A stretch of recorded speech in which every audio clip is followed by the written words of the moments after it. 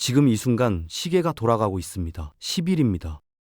단 열흘 안에 중동의 판도가 바뀔 수도 있고 여러분의 통장 속 돈의 가치가 조용히 녹아내릴 수도 있습니다. 트럼프가 이란을 향해 최후 통첩을 날린 순간 석유 가격은 12% 뛰었고 금은 온스당 5,000달러를 넘어섰습니다. 은은 78달러를 찍었죠. 누군가는 또 뉴스 과장 아니야라고 넘기겠지만 상하이 현물 시장은 뉴욕보다 8달러 비싸게 거래되고 있습니다. 시장은 이미 알고 있는 겁니다. 뭔가 근본적으로 달라지고 있다는 걸. 오늘 그 데이터가 가리키는 방향을 똑바로 들여다봅니다. 숫자 하나를 보여드리겠습니다. 3%. 지금 미국 연방 부채 중에서 금 보유고가 실제로 뒷받침하는 비율입니다. 2차 세계대전이 끝나던 시절엔 이 숫자가 51%였습니다. 나라가 전쟁 빚더미에 올라앉아 있던 그 시절에도 달러의 절반은 금으로 버티고 있었던 거죠. 지금은요, 100달러짜리 지폐 뒤에 금이 3달러 서 있습니다. 그럼 지금 수준의 안전성을 2차 대전 때처럼 되돌리려면 어떻게 해야 할까요? 계산기를 두드려보면 금 보유 총액이 약 20조 달러가 되어야 합니다. 그게 현실이 되려면 금 가격은 온스당 7만 5천 달러 근처여야 한다는 얘기가 나옵니다. 지금 5천 달러가 비싸 보이십니까? 수학적으로는 아직 15분의 1 수준입니다. 역사 속 정부들은 빚이 감당 안 될 때 채무 불이행을 선택하지 않았습니다. 대신 조용히 돈을 찍어냈죠. 인플레이션이라는 이름으로 국민 자산의 가치를 희석시켰습니다. 지금도 다르지 않습니다. 여기에 결정적인 사실이 하나 더 있습니다. 전 세계에서 금이 새로 발견된 사례, 지난 2년 연속 제로입니다. 공급은 막혔고 수요는 폭발하고 있습니다. 가격이 어디로 향할지 이제 감이 오시죠. 분기 매출 169% 성장. 숫자만 보면 IT 스타트업 얘기 같죠? 아닙니다. 은을 캐는 광산회사 얘기입니다. 퍼스트 마제스티 이번 분기 매출 4억 6,390만 달러를 찍었습니다. 잉여 현금 흐름은 이전의 4배, 현금 보유액은 3배가 됐거든요. 진짜 신호는 따로 있습니다. 2026년부터 배당금을 2배로 올리겠다는 선언입니다.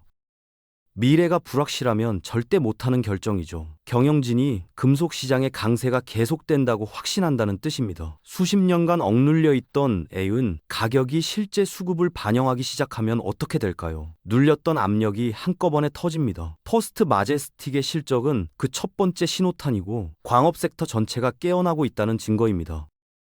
중국 은 시장에서 이상한 일이 벌어지고 있습니다. 현물 가격이 선물 가격보다 높은 백워데이션 현상이 나타난 겁니다. 쉽게 말하면 지금 당장 은을 구하려는 사람이 너무 많아서 미래 가격보다 현재 가격이 더 비싸진 상태입니다. 공급이 그만큼 달린다는 뜻이죠. 상하이 거래소 재고는 10년 만에 최저치로 떨어졌습니다. 태양광 패널 수요가 재고를 빠르게 빨아들이고 있거든요. 현장 상인들은 말합니다. 들어오는 족족 팔려 나간다고. 공매도 세력들은 실물 인도를 피하려고 막대한 수수료를 내면서 버티는 중입니다. 이게 단순한 중국 내부 문제가 아닙니다. 전 세계의 은 조달 경로가 근본적으로 흔들리고 있다는 신호입니다. 그동안 라틴 아메리카에서 캐낸 은은 대부분 아시아로 향했습니다. 중국 재련소로 흘러들어가는 게 당연한 루트였죠. 근데 최근 그 흐름이 바뀌고 있습니다. 미국 국내 재련 시설로 방향을 틀고 있거든요. 서방 진영이 핵심 광물 공급망을 자국 중심으로 끌어당기기 시작한 겁니다. 결과는 단순합니다. 중국으로 들어가는 은의 양이 구조적으로 줄어들 수밖에 없습니다. 이미 바닥난 상하이 재고의 공급까지 막히는 상황이 만들어지는 거죠. 동서양 간의 자원 확보 전쟁이 본격화되면서 상하이 프리미엄은 더 높아질 수밖에 없습니다. 광물 공급망은 이제 단순한 경제 문제가 아닙니다. 지정학의 문제입니다. 러시아 자산이 하루아침에 동결되던 날, 전 세계 중앙은행들은 조용히 깨달았습니다. 미국 국채가 언제든 무기가 될 수 있다는 걸. 그 이후로 비서구권 중앙은행들은 역대급 속도로 금을 사들이고 있습니다. 20년간 이어온 순금 매도 추세가 완전히 꺾인 겁니다. 세계는 지금 두 개의 통화 시스템으로 쪼개지고 있습니다. 달러 중심의 서구 시스템과 금 기반의 동구권 시스템. 그 경계선이 점점 선명해지고 있거든요. 낙관적인 시나리오에서도 미국 국가 부채는 2036년까지 60조 달러에 달할 거라는 전망이 나옵니다. 통화 가치 하락은 피할 수 없는 수준입니다.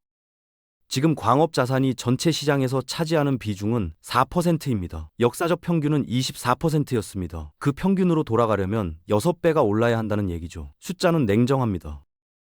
S&P 500에서 이상한 신호가 잡혔습니다. 과매수와 과매도 종목 비중이 동시에 10% 이상 올라가는 현상. 2007년 이후 딱 13번째로 나타난 희귀 신호입니다. 시장이 한 방향으로 가지 못하고 극단적으로 찢어지고 있다는 뜻이거든요. 이런 신호가 나타난 직후엔 어김없이 큰 변동성이 따라왔습니다. 근데 그 변동성 뒤에 누가 있는지 아십니까? 대형 은행들입니다. 이들은 수백만 온스의 가짜 매도 주문을 쏟아냅니다. 개인 투자자들이 겁먹고 팔기 시작하면 주문의 99%를 슬그머니 취소하죠. 그리고 자기들이 만들어 놓은 그 낮은 가격에 실물을 조용히 사들입니다. 스푸핑이라고 부르는 수법입니다. 옵션 만기 때마다 반복되는 문서로도 증명된 패턴이죠. 30대 직장인 이 씨는 작년 은 가격이 갑자기 폭락하던 날 패닉셀을 눌렀습니다. 며칠 뒤 가격은 원래대로 돌아왔고 그제야 뉴스에서 스푸핑 관련 기사가 나왔죠. 개인이 지는 게임이 아닙니다. 구조를 알면 흔들리지 않을 수 있습니다. 2월 21일 금요일 옵션 만기일입니다. 이날을 앞두고 시장에는 묘한 압박이 걸립니다. 대형 기관들이 자신들의 이익을 극대화하는 가격대, 이른바 맥스페인 구간으로 시장을 밀어넣으려 하거든요. 현재 금의 맥스페인은 온스당 4,600달러, 은은 73달러 근처입니다.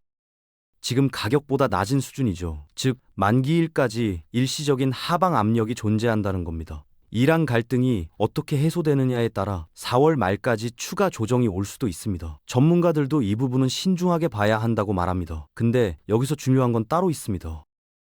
금이 4,600에서 4,800달러 사이에 들어온다면 역사적 수요 패턴상 그건 매수 구간입니다. 단기 변동성은 기관들의 옵션 게임일 뿐 장기적인 통화 가치 하락이라는 큰 흐름은 전혀 바뀌지 않았거든요. 파도에 흔들리지 말고 조류를 봐야 합니다.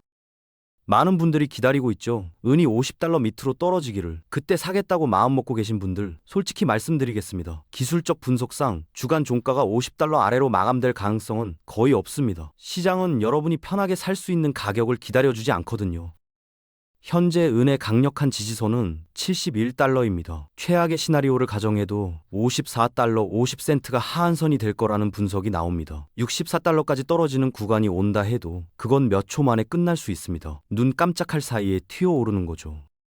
완벽한 저점을 기다리다가 빈손으로 남는 것, 그게 가장 흔한 실수입니다. 은퇴를 앞둔 박 사장님이 있습니다. 작년에 은을 사려다 조금만 더 기다려보자를 3번 반복했습니다. 그 사이 가격은 40% 올랐죠. 가장 현명한 방법은 예산을 나눠서 분할 매수로 시장에 들어가는 겁니다. 중국 춘절 연휴가 끝나면 가격은 안정될 것이고 늦여름이나 가을엔 사상 최고치를 경신할 가능성이 높습니다.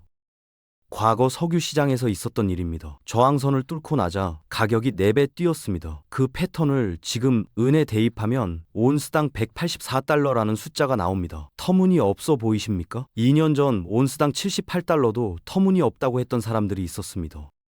금도 마찬가지입니다. 2월 저점인 4,400달러에서 바닥을 다졌고 5월경엔 새로운 고점을 향해 움직일 거라는 전망이 나옵니다. 전쟁 리스크, 화폐 가치 하락, 마이너스 실질 금리, 이 세 가지가 동시에 충돌하는 2026년은 자본이 주식에서 귀금속으로 대거 이동하는 시기가 될 겁니다.